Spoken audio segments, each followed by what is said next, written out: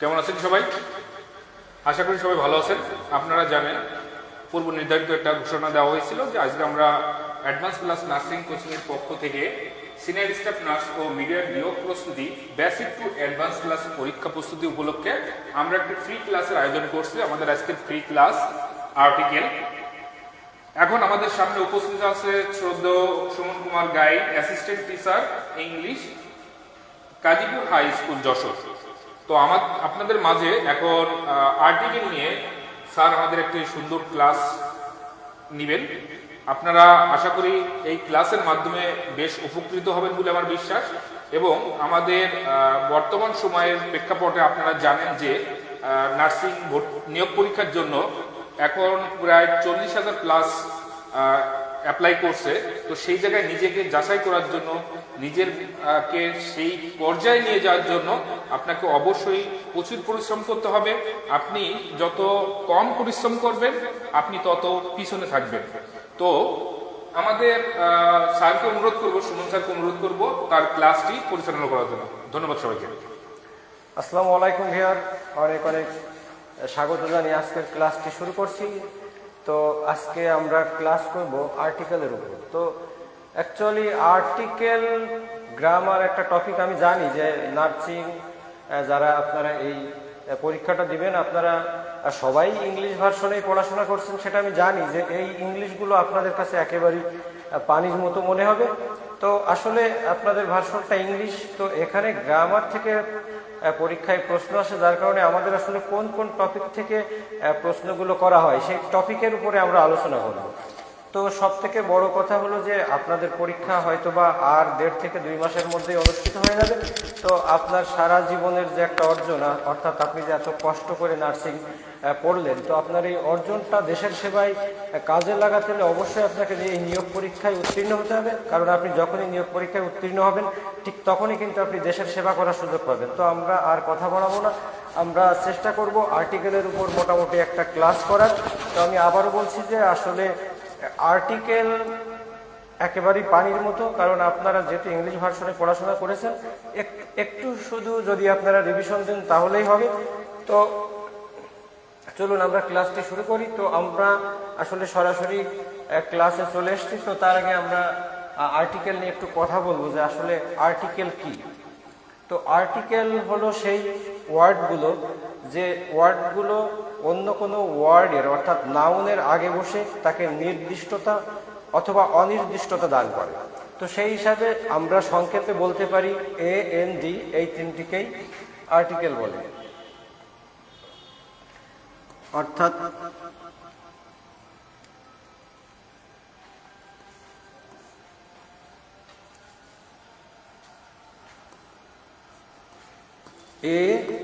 AND।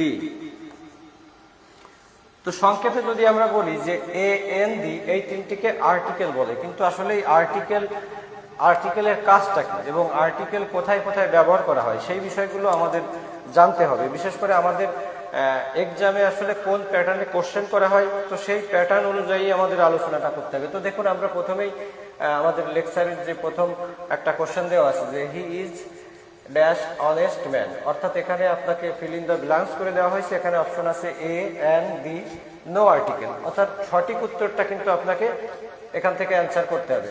অর্থাৎ আপনার যে MCQ প্যাটার্নে কোশ্চেন হবে সেই MCQ প্যাটার্নে কিন্তু আমরা কোশ্চেন সাজিয়েছি। বিশেষ করে এই কোশ্চেনটিও কিন্তু বিগত একটা নার্সিং অ্যাডমিশন জব পরীক্ষায় এসেছিল। তো আসলে আমরা আর্টিকেল, যেটা আমরা জানি যে আর্টিকেল আসলে এক প্রকার ডিটারমাইন। যেহেতু এটা নাউনকে নির্দিষ্টতা এবং অনির্দিষ্টতা দান করে, তাই আমরা এটাকে এক প্রকার ডিটারমিনার বলতে পারি। এবং অনেক সময় আমরা এটাকে কিন্তু অ্যাডজেক্টিভ হিসেবেও কাউন্ট করি। যেহেতু অ্যাডজেক্টিভের কাজ হলো কোনো নাউনের সংখ্যা, অবস্থা, দোষগুণ প্রকাশ করা, এবং এই আর্টিকেলের কাজ হলো কোনো একটা নাউনের নির্দিষ্টতা এবং অনির্দিষ্টতা দান করা, যার কারণে একে আমরা এক প্রকার অ্যাডজেক্টিভ হিসেবেও কাউন্ট করতে পারি। এটাকে আমরা ডিমনস্ট্রেটরও বলতে পারি বা ডিটারমিনারও বলতে পারি। যাই হোক, তো এই আর্টিকেল মূলত 2 প্রকার, সেটা আমাদের একটু জানতে হবে। একটা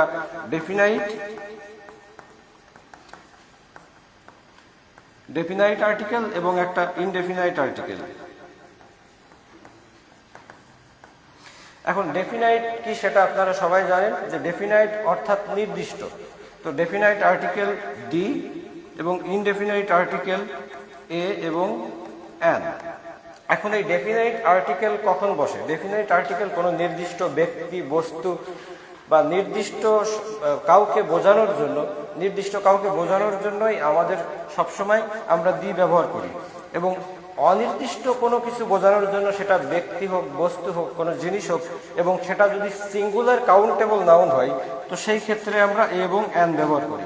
অর্থাৎ এই এ এবং অ্যান এর মধ্যে ব্যবহারগত পার্থক্য রয়েছে, আসলে অর্থগত কোনো পার্থক্য নাই। কারণ এ বলতেও একটি বোঝায় এবং অ্যান বলতেও একটি বোঝায়। তবে এটা আপনাদের সবসময় মাথায় রাখতে হবে যে এই ডেফিনাইট আর্টিকেল ডি এটা কিন্তু সিঙ্গুলার এবং প্লুরাল উভয় নাউনের আগে বসে, এবং এ এবং অ্যান এই দুটো সবসময় শুধুমাত্র সিঙ্গুলার নাউনের আগে বসে। তো যাই হোক, আমরা সরাসরি একটা কোশ্চেন প্যাটার্নে ঢুকবো এবং সেই কোশ্চেন প্যাটার্নে একটা কোশ্চেন দেখে আমরা ওর রুলগুলো জাস্টিফাই করার চেষ্টা করব। তো আমি আরও একবার বলছি যে আর্টিকেলটা কি, যে আলোচনাটা এতক্ষণ করলাম সংক্ষেপে একটু বলি যে আর্টিকেল হলো সেই সমস্ত ওয়ার্ড, বিশেষ করে এ, এন, দি, এই তিনটিকে আর্টিকেল বলে। এরা বিশেষ করে নাউন এর আগে বসে ওই নাউনটির নির্দিষ্টতা অথবা অনির্দিষ্টতা দান করে। এবং এই আর্টিকেল দুই প্রকার, একটা ডেফিনাইট, একটা ইনডিফিনাইট। ডেফিনাইট আর্টিকেল শুধুমাত্র দি এবং ইনডিফিনাইট আর্টিকেল এ এবং অ্যান। এ এবং অ্যান এর ভিতরে আসলে অর্থগত কোনোই পার্থক্য নাই, কারণ এ এবং অ্যান দুটোই একটি ব্যক্তিবস্তু স্থানকে বোঝায়, শুধুমাত্র তাদের ব্যবহারগত পার্থক্য। এখন সেই ব্যবহারগত পার্থক্যটা কি সংক্ষেপে যদি আমরা একটু বলি, যে ভাওয়েল আছে, অর্থাৎ ভাওয়েল যে আমাদের পাঁচটি, A, E, I, O, U, A, E, I, O, U, এইগুলো হচ্ছে ভাওয়েল। এই ভাওয়েল পাঁচটি। বিশেষ করে এই ভাওয়েল যদি কোনো ওয়ার্ডের শুরুতে থাকে, তবে সেই ক্ষেত্রে আমাদের অ্যান ব্যবহার করতে হয়, এবং যদি কনসোনেন্ট দিয়ে শব্দটা শুরু হয়, তো সেই ক্ষেত্রে আমাদের ব্যবহার করতে হয় এ। তবে কিছু কিছু ক্ষেত্রে ব্যতিক্রম আছে, যে কোনো একটা ওয়ার্ড ভাওয়েল দিয়ে শুরু হয়েও তার প্রোনাউন্সিয়েশন বা সাউন্ডটা যদি কনসোনেন্টের মতো হয়, তখন সেক্ষেত্রে তার আগে অ্যান না বসে এ বসে। তো যাই হোক, আমরা সেগুলো বিস্তারিত আলোচনা করব। তো আমরা এখন কোশ্চেন প্যাটার্নে আলোচনা করার চেষ্টা করি। দেখুন, এখানে প্রথমেই দেওয়া আছে he is dash honest man. তো এখানে আসলে চারটা অপশন দেওয়া আছে, এ, অ্যান, দি, নো আর্টিকেল। তো আপনারা একটু গেস করতে পারেন যে এটা আসলে কি হতে পারে। তো অনেকে আপনারা আসলে অ্যান্সার করেছেন এবং অধিকাংশ ক্ষেত্রেই সঠিক অ্যান্সারটি আমরা পেয়েছি। তো সেই সঠিক অ্যান্সারটি বিশেষ করে এটা অ্যান হবে। আসলে অ্যান হবে, কেন হবে সেই ব্যাখ্যাটা আমরা একটু এখন জানবো, এবং এর সাথে রিলেটেড যে আরো এমন কোন কোন শব্দ আছে যে শব্দগুলোতে আসলে এইচ থাকার সত্ত্বেও সেখানে এ না হয়ে অ্যান হয়। তো চলুন আমরা একটু আলোচনা করি। দেখুন, এখানে একটু লক্ষ্য করলে বুঝবেন যে এটা যদিও এইচ দিয়ে শব্দটা তৈরি হওয়া, এইচ একটা কনসোন্যান্ট, সেটা আমরা সবাই জানি, কিন্তু আসলে এখানে এইচ এর উচ্চারণটা কিন্তু সাইলেন্ট আছে, অর্থাৎ এর উচ্চারণটা হনেস্ট এমন হচ্ছে না, এর উচ্চারণটা হচ্ছে অনেস্ট। অর্থাৎ যদি আমরা এই এইচটাকে এখান থেকে অমিট করে দিই, তাহলেও কিন্তু এই ওয়ার্ডটার উচ্চারণে কোনো প্রবলেম আসে না, তখন আসে অনেস্ট। অর্থাৎ যে জায়গাগুলোতে বা যে ওয়ার্ডগুলোতে প্রথমে এইচ থাকে, এইচ থাকা সত্ত্বেও কিন্তু তার উচ্চারণটা ভাওয়েলের মতো হয়, সেই সমস্ত জায়গায় কিন্তু এ না বসে অ্যান বসে। তো এমন বেশ কিছু ওয়ার্ড আছে, আমরা দেখব। দেখুন, এখানে একটা ওয়ার্ড আছে আওয়ার। আওয়ার আওয়ার অর্থাৎ ঘন্টা। তারপর আছে এয়ার। দেখুন, এর উচ্চারণটা কিন্তু হেয়ার না, যদি হেয়ার হতো তাহলে কিন্তু এর আগে এ বসতো, কিন্তু এটা এয়ার। এয়ার বলতে উত্তরাধিকার, আওয়ার, এয়ার। তো এই সমস্ত ওয়ার্ডগুলোর আগে সবসময় কিন্তু অ্যান বসবে। কিন্তু দেখুন, যখন এইচ এর উচ্চারণ কনসোনেন্টের মতো হবে বা হয়ের মতো হবে, সেই ক্ষেত্রে কিন্তু আবার অ্যান বসে। যেমন এ হর্স, হর্স। দেখুন, এখানে কিন্তু এইচ এর উচ্চারণটা সরাসরি হয়ের মতো হচ্ছে। তো এইচ একটা কনসোনেন্ট সাউন্ড, সেটা আমরা জানি। তো এইচ এর উচ্চারণটা যখন আমরা সাইলেন্ট রাখি, বা এইচ এর উচ্চারণটা যখন আমাদের সাইলেন্ট রাখলেও হয়, বা যখন আমাদের সেটা অর মতো হয়, অর্থাৎ ভাওয়েলের মতো হয়, স্বরবর্ণের মতো হয়, তখন কিন্তু তার আগে অ্যান বসে। আর যখন এইচ এর উচ্চারণ কনসোনেন্টের মতো বা হয়ের মতো হয়, তার আগে সবসময় এ বসে। তো এই রুলটা আমার মনে হয় আপনারা মোটামুটি বুঝতে পারছেন। যদি আপনাদের বুঝতে সমস্যা হয় অবশ্যই কমেন্ট করবেন, আমরা এখানে আবার ফিরে আসবো। তো আমরা নেক্সট কোশ্চেনে যাব।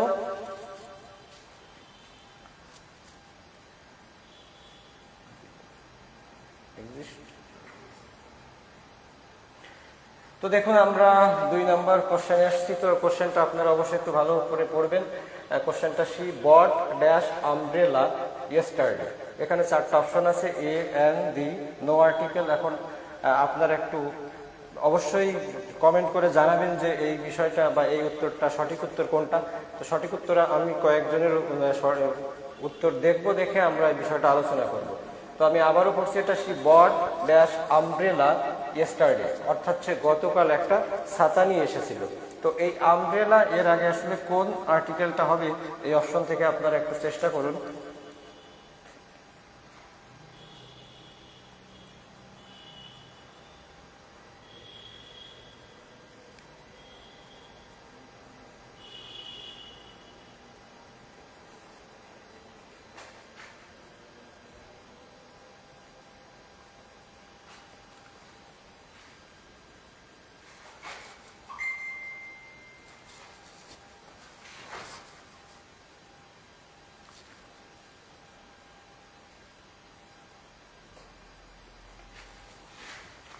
তো আমরা কমেন্টের জন্য একটু অপেক্ষা করছিলাম।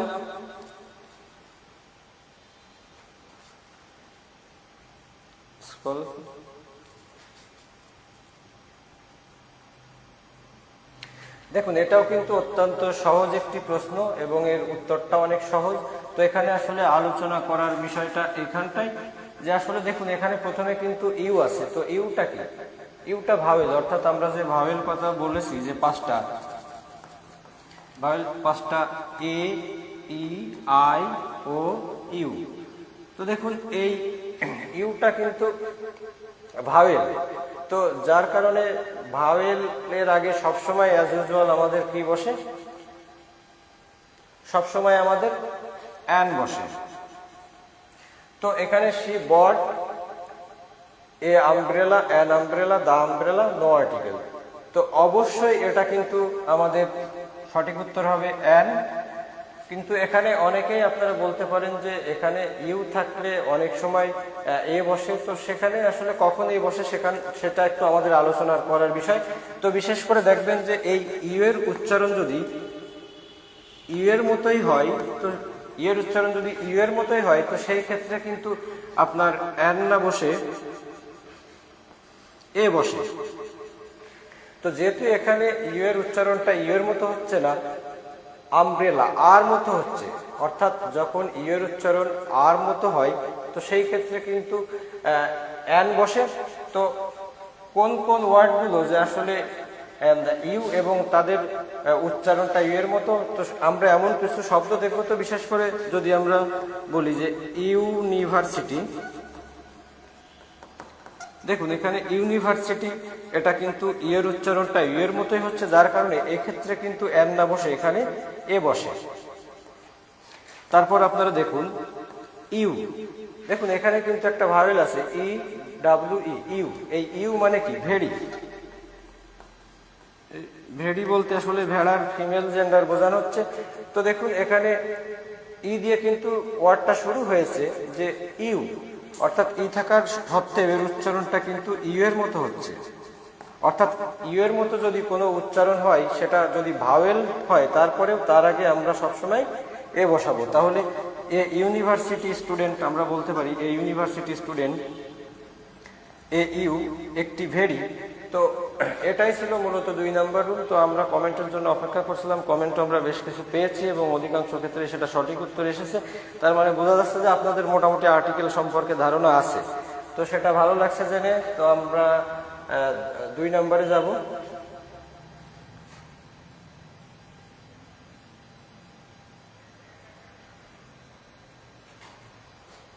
2 নাম্বার শেষ, আমরা 3 নাম্বারে যাচ্ছি।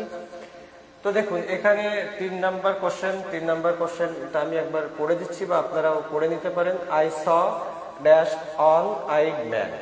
তো এখানে অপশন আছে 4টা, a an the no article. তো এটাও আসলে অনেক সহজ একটা রুল, আমি আশা করছি এটাও হয়তো আপনারা সঠিক উত্তরটা কমেন্ট করে জানাতে পারবেন এবং আমরা একটু কমেন্টের জন্য অপেক্ষা করছি, দেখা যাক আমাদের কতগুলো কমেন্ট আসে। তবে আমি আবারও বলছি যে আসলে আমাদের ক্লাস কিন্তু ধারাবাহিকভাবে এভাবে চলতে থাকবে। আর্টিকেল একেবারেই সহজ একটা অপশন, কিন্তু এরপরেও আমাদের বেশ কিছু কিছু কঠিন টপিক আছে, যেমন right form of verb, phrase, clause, transformation of sentence, narration. অর্থাৎ চাকরির পরীক্ষায় যে টপিকগুলো থেকে কোশ্চেন আসে আমরা কিন্তু ধারাবাহিকভাবেই এগুলো আলোচনা করব। তো আমি বলছি এখনও যারা আমাদের সাথে যোগাযোগ করেননি খুব দ্রুতই আমাদের সাথে যোগাযোগ করবেন, কারণ আমাদের এই কোর্সটা যদি ফুল আপনি করতে পারেন তো আমরা 100% আপনাকে সিওরিটি দিতে পারি যে আপনার চাকরিটি নিশ্চিত হবে। তো আমরা কিছু কমেন্টের জন্য অপেক্ষা করছিলাম, কমেন্ট আমাদের বেশ কিছু আসছে।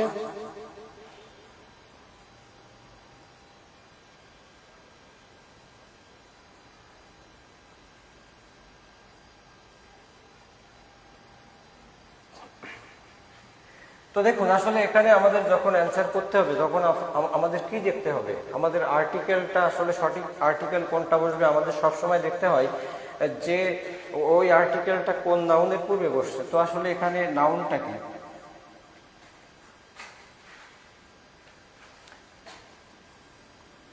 On eyed man.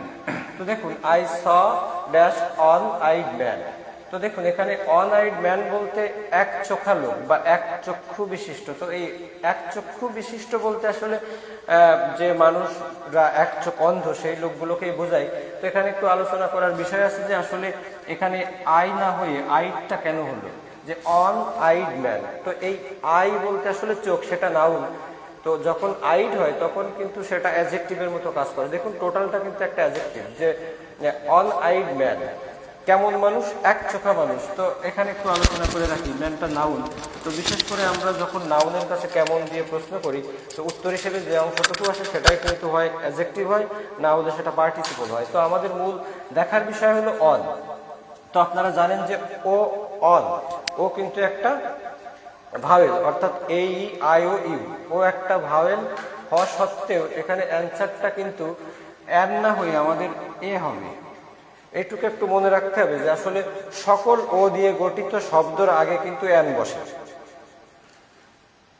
আমরা যদি বলি অরেঞ্জ,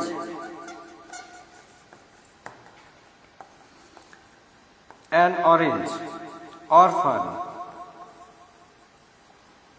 অ্যান অরফান, অর্থাৎ একটি কমলা, একজন এতিম।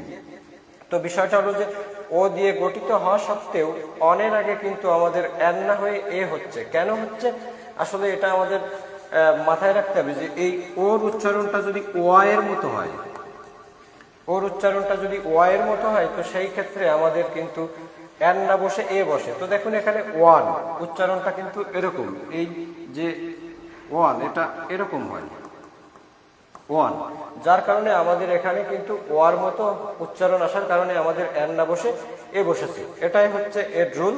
তবে আমাদের মনে রাখতে হবে যে ও দিয়ে যত শব্দ গঠিত হয় তার প্রত্যেকটার আগেই কিন্তু এই এন বসে, শুধুমাত্র অনযুক্ত যে ওয়ার্ডগুলো আছে তার আগেই আমরা এ বসাবো। তো অনযুক্ত আর কি কি ওয়ার্ড আছে সেটাও আমরা একটু দেখব। আমরা যদি বলি a one, a one legged man, অর্থাৎ এক পালা মানুষ। এ অন টাকা নোট,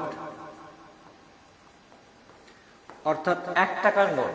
অর্থাৎ এই অন, অর্থাৎ অন যুক্ত যতগুলো শব্দ আছে তার আগে সবসময় আর্টিকেল এ বসবে এবং এই অন বাদে আর যতগুলো ওয়ার্ড আছে সবগুলোর আগেই অ্যান বসবে। এটা আমাদের মনে রাখতে হবে। তো আশা করি আমাদের 3 নাম্বার কোশ্চেনটাও সলভ হলো এবং আমরা রুলটাও শিখলাম। তো আমরা নেক্সট কোশ্চেনে যাব।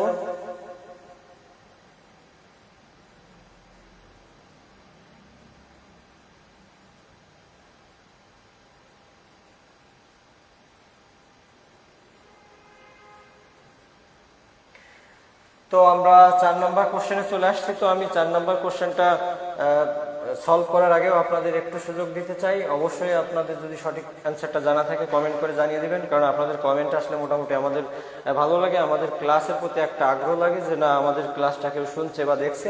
তো আমাদের 4 নম্বর কোশ্চেনটা হলো, প্রথমে আমাদের এখানে গ্যাপ, শূন্যস্থান, সান রাইজেস ইন দ্য ইস্ট।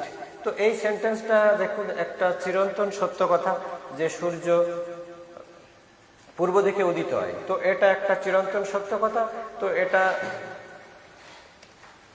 একই সাথে আমরা এখানে যে কাজটা আমাদের মূলত করতে হবে সেটা হলো যে, আমি আবারও বলছি, আমরা যখন একটা আর্টিকেল বসাবো তখন আসলে আমাদের ফোকাস ওয়ার্ড কোনটা থাকবে, অর্থাৎ যেটা আমরা যে নাউনের আগে আমরা আর্টিকেল বসাবো সেই নাউনটা আমাদের ফোকাসে থাকবে। তো সেন্টেন্সটা আমরা দেখলাম, dash sun rises in the east, সূর্য পূর্ব দিকে উদিত হয়। এখন এখানে আসলে কোন আর্টিকেলটা বসবে, যে সূর্য তো অ্যাকচুয়ালি কি বলবো, সূর্য কি, সূর্য একটা ইউনিক ব্যাপার, অর্থাৎ পৃথিবীতে সূর্য একটাই আছে। তো এখানে এ হবে, এন হবে, ডি হবে, না নো আর্টিকেল হবে, সেটা আপনারা একটু কমেন্ট করে জানাবেন। আপনাদের কমেন্ট আসলে অনেক ভালো লাগে। তো কমেন্টটা এভাবে করবেন যে 4 নং কোশ্চেন অ্যান্সার, তো 4 দিয়ে অপশন এ বি সি কোনটা সেটা একটু দিয়ে দেবেন।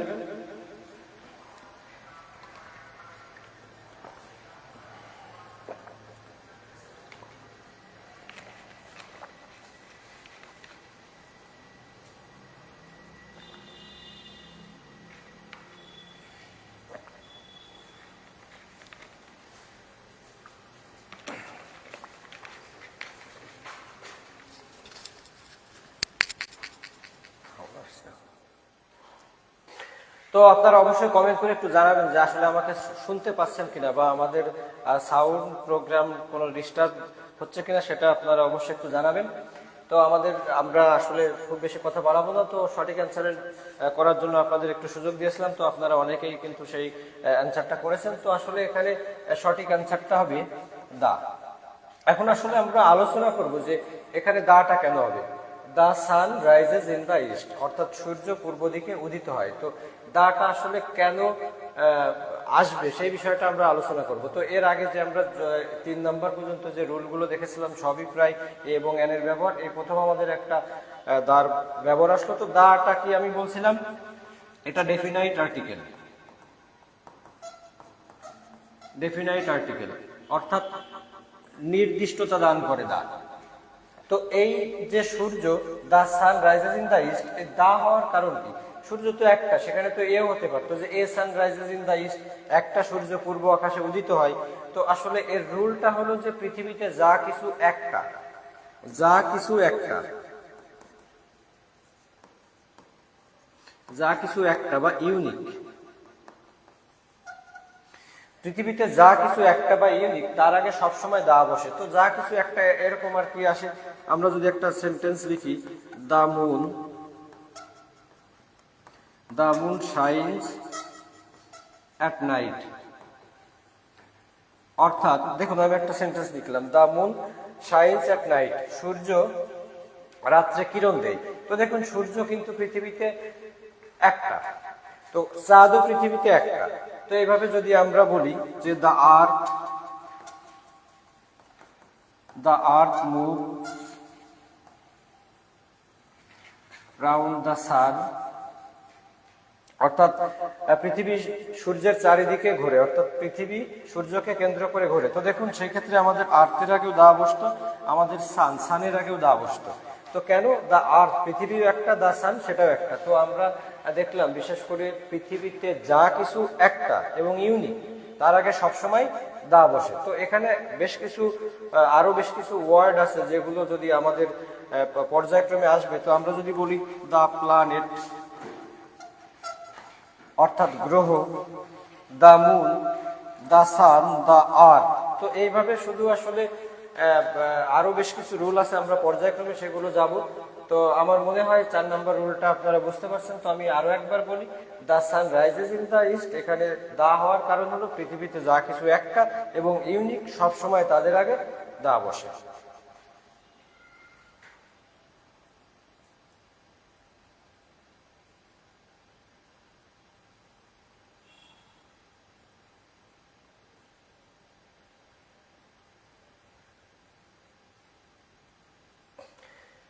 তো আমরা 5 নাম্বার রুলে আসি। তো দেখুন এখানে 5 নাম্বার রুলটা কি আছে, he is dash university student. এখানে option A and the no article. তো এটাও অনেক সহজ, যে আপনারা একটু চেষ্টা করে দেখেন যে আসলে এখানটায় কি হবে। অবশ্য এটা আমি আগেই আপনাদের সাথে রুলটা আলোচনা করা হয়ে গেছে, যার কারণে অবশ্যই আপনাদের আমরা একটু সুযোগ দিতে চাচ্ছি। তো তারপরেও আমরা আরো একবার আলোচনা করব। তো আমরা একটু আপনাদের কমেন্ট চাচ্ছিলাম। আমি আবারও বলছি যে আপনারা যখন কমেন্ট করেন অবশ্যই আমরা একটু উজ্জীবিত হই ক্লাসটা করার জন্য। আমরা ভাবি যে না, আমাদের ক্লাসটা কেউ দেখছে, হয়তো বা আমাদের স্পিচ বা আমাদের ক্লাস কারো ভালো লাগছে, এবং সেটা আমাদের মনের মধ্যে ভালো লাগে, এবং আমাদের ক্লাস করতে একটা ইন্সপাইরেশন আমরা ওখান থেকে পেয়ে থাকি। তো আপনাদের একটু সুযোগ দিচ্ছি যে আসলে দেখুন সঠিক অ্যান্সারটা কি হতে পারে। হি ইজ ড্যাশ ইউনিভার্সিটি স্টুডেন্ট। দেখুন আমি আবারও বলছি যে আমাদের ফোকাস ওয়ার্ডটা কোথায় যায়। যখন আমরা কোনো একটা আর্টিকেল ব্যবহার করব, তা বিশেষ করে আর্টিকেলটা বসে কোনো নাউনের আগে, তো আমরা দেখব ওই নাউনটা কি, এবং ওই নাউনের প্রথম ওয়ার্ডটা আমরা দেখব। তো এখানে ইউনিভার্সিটি, অর্থাৎ ইউ একটা ভাওয়েল। এখন ইউ একটা ভাওয়েল হওয়ার পরেও আমরা একটু আগে যে রুলটা ব্যাখ্যা করলাম, যে যখন কোনো ভাওয়েলের উচ্চারণ ইউ এর মতো হয়, ভাওয়েলের উচ্চারণ যখন ইউ এর মতো হয়, তো সেই ক্ষেত্রে ওখানে আর এর না বসে এ বসে, তাহলে এখানে সঠিক উত্তর হবে এ। তো কেন এ হবে সেটা আমি আগেই ব্যাখ্যা করেছি, আমার মনে হয় এটা একটু ব্যাখ্যা কম করার প্রয়োজন আছে। তো তারপরে আমরা আর একটু আলোচনা করব যে আসলে এমন আর কি কি ওয়ার্ড আছে। আমি 2-3টা ওয়ার্ডের কথা একটু আগেই বলেছিলাম, আরো 2-1টা ওয়ার্ডের কথা বলবো। দেখুন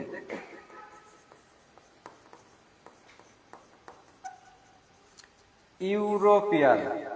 দেখুন এখানে ইউরোপিয়ান, এই যে একটা ওয়ার্ড, ঠিক ইউনিভার্সিটির মতোই। প্রথমে এখানে যদিও এর ই এবং ইউ এর উচ্চারণটা কিন্তু ইউ এর মতো হচ্ছে, তো যখন ইউ এর মতো উচ্চারণ হয় তখন কিন্তু ভাওয়েল হওয়া সত্ত্বেও সেখানে আসলে এর না বসে এ বসে, অর্থাৎ এ ইউরোপিয়ান। তেমন আমরা যদি বলি ইউনিক, ইউনিক ওয়ার্ড, ওটা বিস্ময়কর শব্দ। তো যখন আমরা ইউনিক বলবো তখনও কিন্তু এখানে এ বসবে। ইউরোপিয়ান যখন, তখনও এখানে এ বসবে। অর্থাৎ আমাদের এটা মাথায় রাখতে হবে যে ভাওয়েল হোক বা কনসোনেন্ট হোক, তার উচ্চারণটা যদি ইউ এর মতো হয়, তো সেই ক্ষেত্রে সবসময় এ বসে। তো আমার মনে হয় এই রুলটা আমাদের আর আলোচনা করার প্রয়োজন নেই।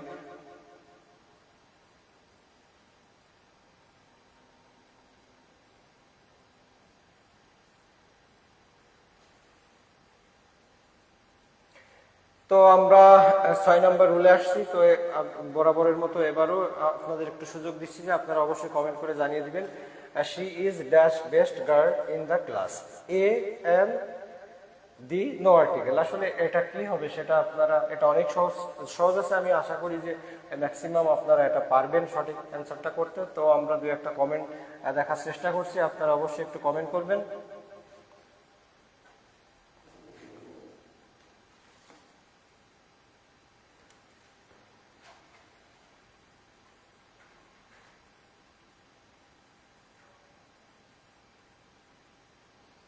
তো অনেক কমেন্টই আমরা দেখছি, এবং ম্যাক্সিমাম কমেন্টই পজিটিভ, অর্থাৎ সঠিক অ্যান্সারটা আসছে। তো আমি আসলে ক্লাসের শুরুতেই বলছিলাম যে আর্টিকেল আসলে খুবই সহজ একটা টপিক, বিশেষ করে যারা নার্সিং পড়াশোনা করছে, যাদের ভার্সনটা টোটালি ইংলিশে ছিল, তো এই বিষয়টা একেবারেই তাদের জলের মতো, পানির মতো হবে। তো এরপরে আমাদের বেশ কিছু কঠিন টপিক আসবে। সেই টপিকগুলো একটু কঠিন মনে হবে, যেমন ন্যারেশন আছে, ভয়েস চেঞ্জ আছে, রাইট ফর্ম অফ ভার্ব আছে। তো সেই অপশনগুলোতে অবশ্যই আপনাদের একটু মন দিয়ে ক্লাস করার প্রয়োজন আছে বা দেখার প্রয়োজন আছে। তো আসলে এখানে বেশ কিছু অ্যান্সার আমরা কমেন্টে পেয়েছি। তো ম্যাক্সিমামই আসলে এখানে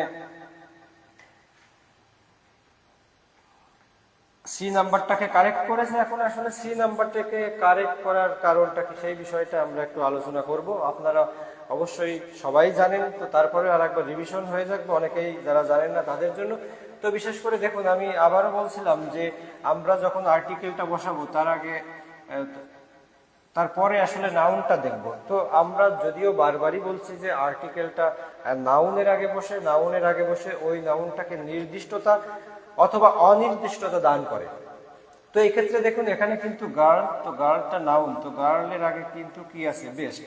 তো এই বেস্টটা কি, বেস্টটা আসলে একটা অ্যাডজেক্টিভ। তো অ্যাডজেক্টিভ অর্থাৎ অ্যাডজেক্টিভ অফ কম্পারিজন, অর্থাৎ অ্যাডজেক্টিভের একটা তুলনা আছে। তো এই অ্যাডজেক্টিভ অফ কম্পারিজন আবার তিন প্রকার, অর্থাৎ যেটাকে আমরা ডিগ্রি বলি, সেই ডিগ্রি তিন প্রকারটা কি, পজিটিভ, কম্পারেটিভ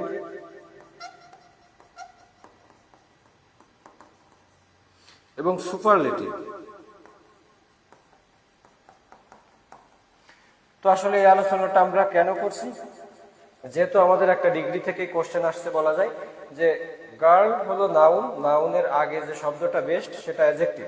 অর্থাৎ আমরা আলোচনা করতে বা টপিক দেখে এটাও বুঝলাম যে আসলে এই আর্টিকেলটা শুধু নাউনের আগে বসে ঠিকই, কিন্তু কখনো কখনো সরাসরি নাউনের আগে না বসে একটা অ্যাডজেক্টিভের আগে বসে। তো দেখুন আমরা যেটা বলছিলাম যে এটা হলো